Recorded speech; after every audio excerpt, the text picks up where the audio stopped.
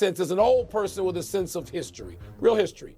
Not combining 8 things to say, he's the first person to do this since, 2016. No, he's the 7th person to do it, and that's if you include Sosa, McGuire, and Bonds, the 7th guy to hit 60. The others being Ruth, Maris, and Judge. That's the list in 150 years of Major League Baseball. And he's the only guy on that list to be a catcher who has the hardest duty on the field day in, day out, the only catcher. So he surpassed in a lot of ways Berra and Campanella and Bench, and those the names that come to my mind as somebody who's followed baseball all my life.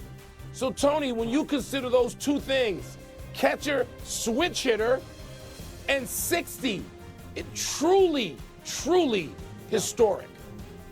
So let me get to this because I want to emphasize what you're talking about, the fact that he plays catcher. I cannot explain enough the physical wear and tear, the grueling day after day of being a catcher in the major leagues. And so you think that when it comes to September, there's not enough left for any offense. Rollie now has 10 home runs in September. This is the 11th time this season that he hit 2 multiple home runs in one game. In the last 9 games he's played, he has 7 home runs. Let me back up a little bit. We've been in the lively ball era for over 100 years. The record for home runs in 100 years for a catcher was 48. This guy's got 60.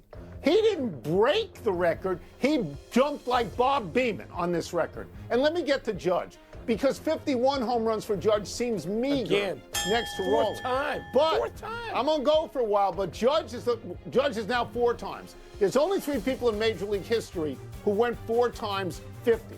And that's Ruth and McGuire and Sosa. And you know I'm getting rid of McGuire and Sosa for obvious reasons. I know. Since September 11th, Aaron Judge is batting like .439. He's got 7 home runs. His OPS is 1.572. That's ungodly. And the Yankees have been 10-3 there, and like Seattle, have bounced up to the top of their division. I believe have 3 more wins than Seattle has. So it's still, I would vote for Rollie for MVP, but it's still going to be really tight. I think it's going to be tight. I love Judge, Tony. I love Judge. No, Judge not catching. Judge, because of injury, couldn't even play his normal position in the outfield a lot. He had a DH some this summer. I understand that. Rollie. It's Rollie, and Rollie. 60 in our lives, at our age, 60 is magic. Means something. Let's stay with baseball, and let's move over to your Midwestern teams. Last night, Cleveland again beat Detroit, this time 5-1. Cleveland is now 1 game clear of the Tigers in the American League Central. It's the first time in 175 days the Tigers are not in first place. Wilbon, what is the more compelling aspect of this, the Guardians' rise or the Tigers' fall? Tony, they both are in their own way. Either answer can be true, but for me, first it's Cleveland. I mean, this is a team where management was essentially, selling off stuff at the trade deadline, and it looked like it was okay. We're punting on this season. We'll add some pieces. We'll be better. We still have, some nice pieces around. But no, they didn't just give up. They didn't punt. The players on the field did not do that. And to have that pitching, to have that starting pitching this many games in a row, that too, less historic, but still, Tony, it's just not done.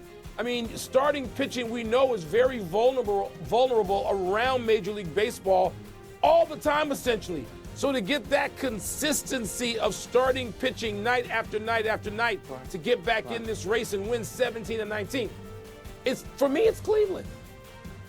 What Cleveland is doing right now, after the All-Star break and selling some things off, that's what Detroit did last year, and Detroit made the playoffs. Mike, if I were still writing a sports column, my column would be the Tigers. Because you know that I believe that a losing locker room is always more interesting than a winning locker room. Usually. The Tigers have lost 8 in a row. They have lost 11 of 12. And in the last 2 games, they lost with first place directly on the line to the team that was chasing them. Yeah. They have now gone 0-5 against Cleveland in the last 8 days. Mike, this is a biblical collapse. This is the 1964 Phillies, and here is a quote from A.J. Hinch. It's painful. I'm having a hard time coming up with words, but what I'm seeing out of our team is not normal, but it's our reality, unquote. The Tigers right now, in the last 12 games, they've only scored 28 runs. That's 2.3 runs again. That's not enough. In their last 7 games, only once have they gone over 2 runs scored. This is like a contagion in the clubhouse. This is like some sort of virus. I don't want to give short shrift to Cleveland. Detroit's not just losing these games. Somebody has to beat them. But Cleveland's only beaten them 5 out of the 17 out of 19 Cleveland has won. Cleveland's been great, Mike. I'm just saying I think the more heart-wrenching thing is the Tigers. Wrenching.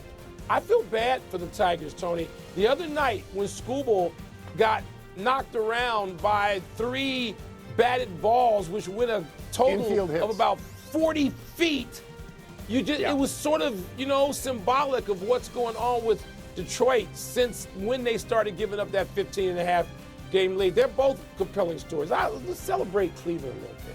Not often we do that. The Ryder Cup competition, Tony, starts tomorrow at Bethpage Black on Long Island, where Team USA has home course advantage in its bid to regain the cup that belongs to Team Europe.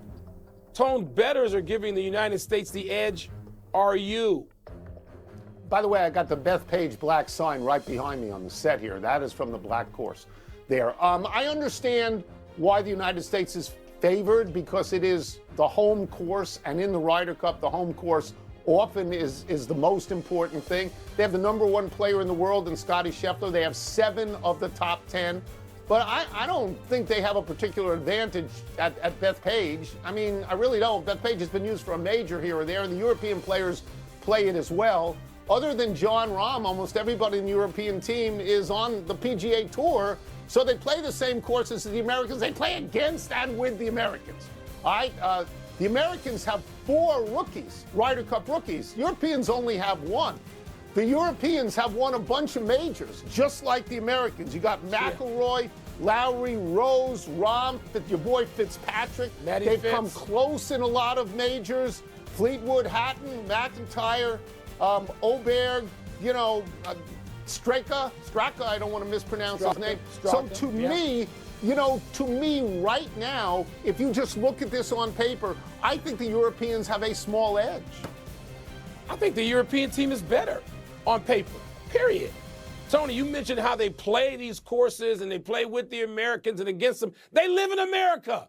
I bet you I bet you there might be 2 guys who don't make some place in the United States home part or most or all of the year. So I mean, let's get rid of that.